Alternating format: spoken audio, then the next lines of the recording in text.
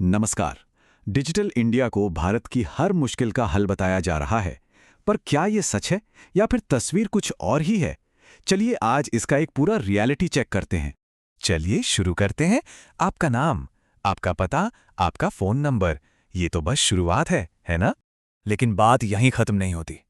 फिर आता है आपका बैंक का ब्यौरा, आपके मेडिकल रिकॉर्ड्स। अब बात थोड़ी सीरियस हो रही है। और सोचिए, आप हर सेकंड कहाँ हैं, क्या खरीद रहे हैं, हर एक चीज का एक डिजिटल निशान बन रहा है। ये सब कुछ रिकॉर्ड हो रहा है, ट्रैक किया जा रहा है। ये वो हकीकत है जिसमें हम और आज जी रहे हैं। तो सवाल उठता है कि ये सारा डेटा आखिर जमा क्यों हो रहा है? इसके पीछे है डिजिटल इंडिया का एक बहुत बड़ा सपना, एक ऐसा वादा जो कहता है कि वो पूरे देश को बदल देगा। जब 2015 में इसे लॉन्च किया गया था तो इसके लक्ष्य बहुत बड़े थे, बहुत ऑप्टिमिस्टिक थे। हर गांव तक इंटरनेट पहुंचाना, हर नागरिक को डिजिटली लिटरेट बनाना, सरकारी सेवाएं चुटकियों में ऑनलाइन मिलें और एक ऐसा समाज बनाना जो पेपरलेस और कैशलेस हो। लेकिन अब आता है पहला रियलिटी चेक। सवाल यह है कि क्या यह प्रोग्राम वाकई सबको साथ लेकर चल रहा है? क्या हर कोई इस डिजिटल सपने का हिस्सा बन पाया है? अगर हम आंकड़ों को देखें तो भारत में 62 करोड़ इंटरनेट यूजर्स हैं। ये दुनिया का दूसरा सबसे बड़ा यूजर बेस है। सुनने में तो कमाल लगता है। पर सिक्के का दूसरा पहलू भी है। अगर 44% आबादी ऑनलाइन है तो इसका सीधा मतलब है कि 56% यानी करीब 78 करोड़ लोग आज भी ऑफलाइन हैं। ये एक बहुत बड़ा गैप है। और ये जो खाई है ना, ये शहरों और गांवों के बीच और भी गहरी हो जाती है। शहरों में जहां 65% लोग इंटरनेट यूज कर रहे हैं, वहीं गांवों में ये आंकड़ा सिर्फ 25% पर सिमट जाता है। और दिक्कतें भी हैं। जैसे स्मार्टफोन तो 54% लोगों के पास है, पर घर में कंप्यूटर सिर्फ 11% परिवारों के पास है। और अगर डिजिटल लिटरेसी की बात करें तो ऑफिशियल आंकड़ा 38% है, लेकिन ग्रामीण महिलाओं के लिए ये सिर्फ 15% है। बहुत चिंता की बात है। तो असलियत क्या है? असलियत यह है कि डिजिटल इंडिया का फायदा अभी मुख्य रूप से उन लोगों तक पहुंच रहा है जो शहरों में रहते हैं, पढ़े लिखे हैं और टेक्नोलॉजी के साथ कंफर्टेबल हैं। बाकी बड़ी आबादी को साथ जोड़ने के लिए एक सोची समझी स्ट्रैटेजी की जरूरत है। अच्छा, अब उन लोगों की बात करते हैं जो इस डिजिटल दुनिया का हिस्सा हैं। उन्हें जो सुविधा मिल रही है उसकी असली कीमत क्या है? चलिए यूपीआई को ही लेते हैं, इसकी जबरदस्त कामयाबी और इसकी छिपी हुई लागतों को समझते हैं। और इसमें कोई शक नहीं है कि यूपीआई एक बहुत बड़ी सक्सेस स्टोरी है। हर महीने 10 अरब से ज्यादा ट्रांजैक्शंस। ये दुनिया का सबसे बड़ा रियल टाइम पेमेंट सिस्टम है।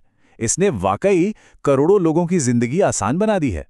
पर यहीं पर एक बहुत जरूरी सवाल खड़ा होता है। अगर सर्विस फ्री है तो बिजनेस मॉडल क्या है? पैसा कहां से आ रहा है? देखिए, ये ट्रेड ऑफ बिल्कुल साफ है। एक तरफ हमें क्या मिलता है? इंस्टेंट पेमेंट्स, कन्वीनियंस, सब कुछ फ्री में। लेकिन दूसरी तरफ कंपनियां क्या ले रही हैं? हमारे खर्च करने की आदतें, हमारा लोकेशन डेटा, हमारी पर्सनल प्रोफाइल, ये सब उनके लिए एक बहुत कीमती एसेट है। और इस डेटा का होता क्या है? इसका इस्तेमाल होता है टारगेटेड एडवर्टाइजिंग के लिए, आपका क्रेडिट स्कोर बनाने के लिए और मार्केट रिसर्च के लिए। मतलब हमारे ही डेटा से पैसा कमाया जा रहा है।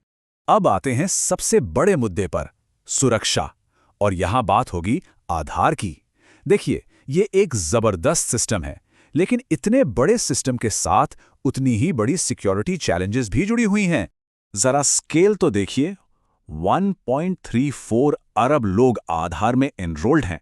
ये दुनिया का सबसे बड़ा बायोमेट्रिक डेटाबेस है। ये आंकड़ा ही अपने आप में इसकी अहमियत और इसके साथ जुड़ी जिम्मेदारी को दिखाता है। और सिक्योरिटी को लेकर जो चिंताएं हैं, वो कोई आज की नहीं है, ये लगातार सामने आती रही हैं। 2018 में एक इन्वेस्टिगेशन में पता चला कि डेटा कुछ पैसों में बिक रहा है। 2023 तक सरकारी वेबसाइट्स पर आधार नंबर खुलेआम दिख रहे थे। मतलब ये एक रिकरिंग प्रॉब्लम है। तो ये हमें एक बुनियादी सवाल पर लाके खड़ा कर देता है। क्या एक ही डेटाबेस में हर किसी के बारे में सब कुछ होना चाहिए? ये एक सिंगल पॉइंट ऑफ फेलियर का बहुत बड़ा रिस्क पैदा करता है। सुप्रीम कोर्ट ने इसे सिक्योर करने के लिए कुछ गाइडलाइंस भी दी थीं, लेकिन जो इरादा था और जो ज़मीनी हकीकत है उसमें काफ़ी अंतर है। कोर्ट ने कहा था कि लिंकिंग सीमित होनी चाहिए, पर प्राइवेट कंपनियां आज भी हर जगह आधार मांगती हैं। कहा गया कि एक मजबूत डेटा प्रोटेक्शन कानून जरूरी है, पर जो कानून है उसका इन्फोर्समेंट अभी भी उतना मजबूत नहीं है। तो इस पूरी बातचीत का सार क्या है? हम कह सकते हैं कि डिजिटल इंडिया कोई सीधी सादी सक्सेस या फेलियर स्टोरी नहीं है। ये एक वर्क इन प्रोग्रेस है, एक ऐसा प्रोजेक्ट जो अभी भी बन रहा है। तो आखिरी सवाल यही है, डिजिटल इंडिया एक बहुत बड़ा और ज़रूरी काम है जो अभी चल रहा है। एक डिजिटल नागरिक होने के नाते हम इसके फ़ायदों का इस्तेमाल करते हुए सबके लिए ज़्यादा ट्रांसपेरेंसी, ज़्यादा सिक्योरिटी और ज़्यादा इंक्लूजन की मांग कैसे कर सकते हैं, ये सोचना बहुत ज़रूरी है।